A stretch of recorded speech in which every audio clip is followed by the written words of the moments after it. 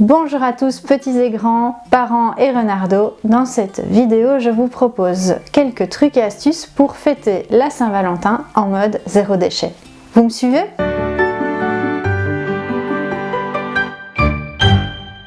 La Saint-Valentin, je ne vais pas vous le cacher, c'est une fête que je déteste au plus haut point. C'est la fête commerciale par excellence qui ne se raccroche à rien du tout au niveau d'un calendrier quelconque et qui pousse tout simplement à l'achat. Mais c'est aussi une fête qui, quand on est en couple, peut être très intéressante justement pour en profiter, pour passer du temps ensemble, pour retisser un peu les liens d'un couple. Même si on a 365 occasions sur l'année de pouvoir faire ce genre de choses. Si malgré tout vous désirez fêter la Saint-Valentin avec votre chéri ou votre chérie, il y a quelques petits trucs et astuces qu'on peut adopter pour que cette fête soit le plus éco-responsable possible. Pour tout ce qui est cadeau, si vous désirez offrir un cadeau à votre chéri ou votre chérie pour la Saint-Valentin ou les 364 autres jours de l'année, n'hésitez pas à aller vers des cadeaux plutôt immatériels. Un bon moment ensemble, une sortie, un cinéma, une pièce de théâtre, etc.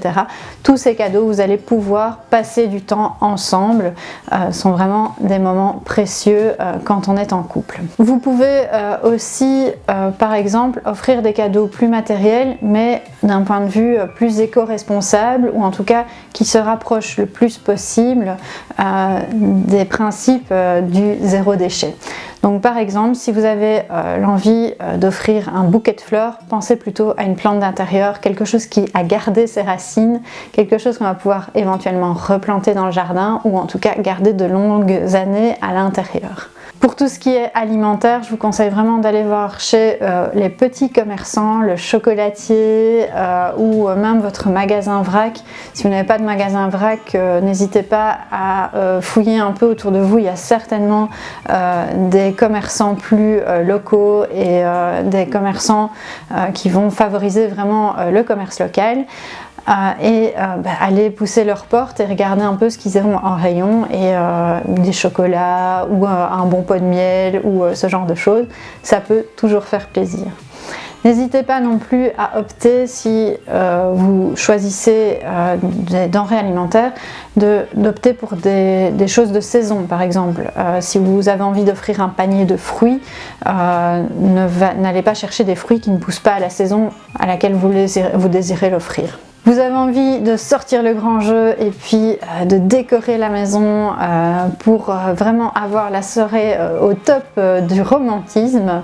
Là aussi, fouillez, cherchez des solutions qui ne nécessitent pas d'aller acheter des produits ou des décorations. Un peu de bricolage, quelques décos naturelles, ce que vous trouvez dans la nature, etc.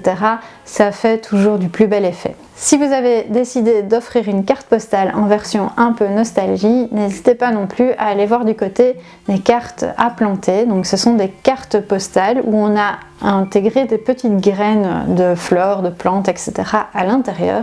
Et donc une fois qu'on a reçu la carte et puis qu'on a décidé de s'en séparer, on peut tout simplement la mettre dans un pot de fleurs dans son jardin et quelques mois plus tard, on a la surprise d'avoir de belles fleurs qui poussent à la place de notre carte. Pour tout ce qui est repas de Saint-Valentin, toujours vérifier si vous utilisez bien des produits locaux de saison.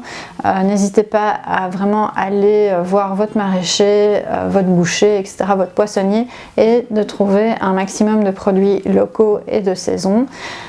C'est toujours mieux que d'avoir des produits suremballés ou qui viennent de très loin. Donc voilà mes petits conseils, trucs et astuces pour cette fameuse journée de Saint-Valentin.